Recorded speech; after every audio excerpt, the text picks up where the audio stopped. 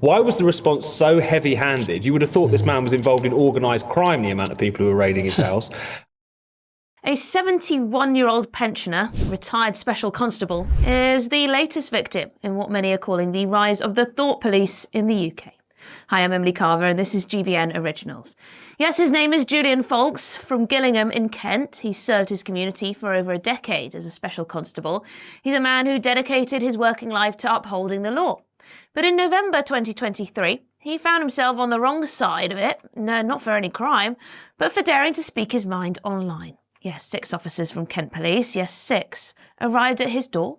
And not just any officers, but ones armed with batons and pepper spray. Their mission? To arrest him, of course. To arrest a 71-year-old pensioner over a tweet. That's right, not a burglary, not a violent crime, not shoplifting, but a social media post. So what did Julian do? Well, he responded to a post on X, formerly Twitter, by a pro-Palestinian supporter. The original post was provocative, to say the least. Julian replied, warning about the dangers of rising anti-Semitism in Britain. His words were, "One step away from storming Heathrow looking for Jewish arrivals." The intent? To warn about where unchecked hate can lead, not to incite it. But nuance, it seems to be dead. The Metropolitan Police flagged the post to Kent Police for concerns around online content. And then, without warning, Julian was handcuffed, detained for 8 hours and interrogated on suspicion of malicious communications. Now, if you think that arrest was bad, wait until you hear what happened next. The officers didn't just arrest Julian, they ransacked his home. They scrutinised his bookshelf, they picked out works by Douglas Murray and issues of The Spectator magazine, describing them all as very Brexity things. Well, since when did reading mainstream political commentary become a red flag for extremism? It gets even more absurd.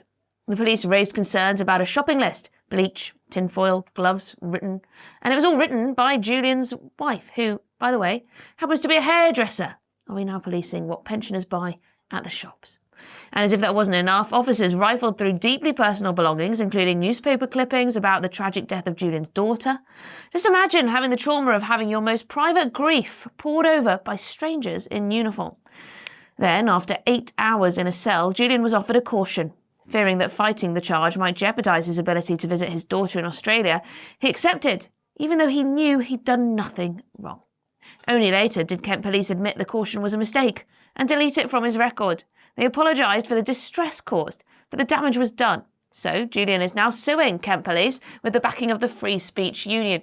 He's not just fighting for himself, he's fighting for all of us. Because if this can happen to a retired police officer, it can happen to anyone. The response has been swift and furious, though. Former Home Secretary Suella Braverman called the police action outrageous, a shameful waste of time, money and resources, she warned. This sorry episode shows not only that freedom of speech is under attack in the UK, she said, but that it's in crisis. Shadow Home Secretary too, Chris Philp, told GB News, that should never have happened. We cannot have the police harassing clearly innocent people. He clearly hadn't committed a crime in that way. Absolutely disgraceful. Kent Police have apologised and were quite right to. And also, reaction from Harry Miller, former police officer and founder of Fair Cop. He didn't mince his words. He compared the raid to burglary, saying they become the thought police, they become the bookshelf police. It can only be a matter of time before we find ourselves with a house that is surrounded. And through that loud hailer comes the words, throw out your Douglas Murray books, and then step out with your hands up. And this isn't just an isolated incident, is it? Just months before, Telegraph columnist Alison Pearson, she was questioned at home by 2 officers, again over a social media post. Using the internet without a VPN, a virtual private network, is a bit like taking to the road without car insurance. All it takes is one unlucky moment to cost you a lot of cash. This video's sponsor is Private Internet Access. They are the VPN to help keep you safe. Click the link in the description below to find out why over 30 million people have downloaded PIA to protect themselves online. A virtual private network is an app that hides your IP address and helps keep your data private. When you're browsing the internet at home, you give up a large amount of data to businesses, to shops, and indeed to social media giants too. Hackers have the ability to steal your personal data with ease, including sensitive information such as passwords, keystrokes, and even your personal photos. Private Internet Access helps protect your personal data by encrypting your internet connection to keep your data out of the hands of cyber criminals. And it's not just hackers either to be concerned about. Information can be censored too. When Canada passed their C-18 bill, social media giants decided to ban news content on their platforms. But PIA can protect your ability to consume the news and content you love. Private internet access is available for Windows users, Mac OS, Android, Linux, iOS, and you can use one PIA subscription to protect an unlimited amount of devices. And we've got a huge GB News discount for you too. Click the link in this video's description and you'll get a massive 83% off PIA. That's under £2 a month, the price of a coffee, and you'll get an extra 4 months completely free on top. Also, there's a 30-day money-back guarantee too. Visit piavpn.com/GB News to start protecting yourself digitally today. In March, Hertfordshire Constabulary arrested parents for complaining about their daughter's school in a WhatsApp group. Julian himself put it best. Free speech is clearly under attack. Nobody is really safe. The public needs to see what's happening and be shocked. I never saw anything like this when I was in the force. But this woke mind virus infecting everything has definitely infected the police. And his solicitor, Matthew Elkins, summed it up too. Julian's case highlights a need for the police to take stock and to make freedom of expression their starting point. But let's not forget the personal toll of all this. Julian described the emotional damage as like PTSD. He's lost money he can't afford, and the incident has trashed his decade of service memories. This is a man who gave much of his life to the police, only to be treated as a criminal for exercising his right to free speech. Kent Police now say they'll conduct a review to identify any learning opportunities. Is that enough? Or is this just the latest example of a police force more interested in policing opinions than protecting the public?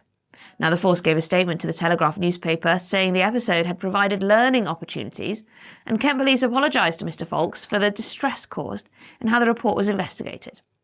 Well, Mr Folks told the Telegraph as well that this morning I received a call from Kent Chief Constable Tim Smith, who offered his personal apology for the ordeal I endured and vowed to thoroughly investigate the failings. I was appreciative of his apology. Well, the Home Office, what have they done? Well, they've tried to distance themselves, saying this incident occurred under the previous government.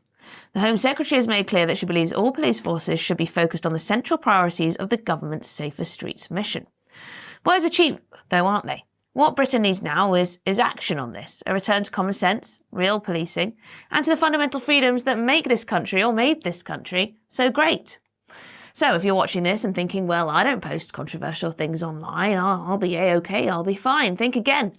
Julian Folks never imagined he'd be arrested for warning about anti-Semitism for one little post on X. He never thought his books or his wife's shopping list would be considered evidence of a crime. To discuss this is editor of Spike, Tom Slater. Tom, do we need to be careful? Don't want to be having copies of The Spectator lying around our home or God forbid, a Douglas Murray book? No, absolutely. I mean, the shameful treatment of Julian Folks has really demonstrated that this could happen to absolutely anyone at this point. I mean, you have a gentleman minding his own business on social media, posts a tweet condemning anti-Semitism. It's a little bit vaguely worded, but nevertheless, this is something that should never have been a police matter. And yet you have 6 officers show up at his house with evidence bags, going through all of his belongings, speculating about how Brexit or not his book collection is. This has breached into truly sinister and absurd territory at the same time. Now, why was this ever a police matter to begin with, is my first question. It's frankly beggars belief. Why was the response so heavy-handed? You would have thought this man was involved in organised crime, the amount of people who were raiding his house. And also, why, frankly, is just the expression of opinion online a matter for the law and police to begin with? There's so many questions that we need to ask ourselves after this. Really profound and really important questions there, Tom. I put it to you that I know a lot of people who've had phones stolen, laptops stolen. You can go to the police, show on GPS where this thing is, and they will refuse to go there. Perhaps because they're scared of the area, scared of who might have stolen these things. Perhaps this individual was seen as a softer place to go. 6 police officers might prefer to go to a speech case because they're less likely to get stabbed there. I think there's a lot of truth to that, Tom. I mean, there's obviously a big way in which the police have taken to policing our speech with a certain zeal. There's a certain ideology at play. I think they've convinced themselves that it's a good and holy thing to do. But I think you're absolutely right. It's also a hell of a lot easier. It's a lot harder to track down a kind of phone theft ring. It's a lot harder to go after violent criminals. So you've got a situation in which, with glee, you've got multiple police officers showing up mob-handed to arrest a pensioner for no other crime than saying his views on the internet, it shows the priorities are completely upside down. And also, I think it's now gotten to the point where we need genuine intervention from government to rein in the police, because it's not just about the laws that we've got. They are wildly over-interpreting the already pretty extensive speech laws that we've got, and that's a huge problem. Well, Tom Slater, thank you very much indeed. You're the editor of Spiked magazine. Yeah, I mean, it's just incredible. And people still insist we've got no issue with free speech in this country, including the Prime Minister. Well, we should get to what the Kent police have said. A spokesman says that the force has concluded that the caution against the accused was not appropriate in the circumstances and should not have been issued. The Home Office spokesperson has said this incident occurred under the previous government. The Home Secretary has made clear that she believes all police forces should be focused on the central priorities of the government's Safer Streets mission, including rebuilding neighbourhood policing, reducing antisocial behaviour, and making progress towards the unprecedented ambition to halve knife crime and violence against women and girls within a decade. So I reckon this is about more than one man, don't you? It's about the kind of country we want to live in, a country where you can speak your mind without fear, where the police protect us from real criminals, not from each other's opinions. So let's make our voices heard. Let's stand up for Julian, for free speech, and for this country. Well, I'm Emily Carver. If you care about freedom, do subscribe to this channel, share this video, and let's keep this important conversation going. Because if we don't stand up now, who will?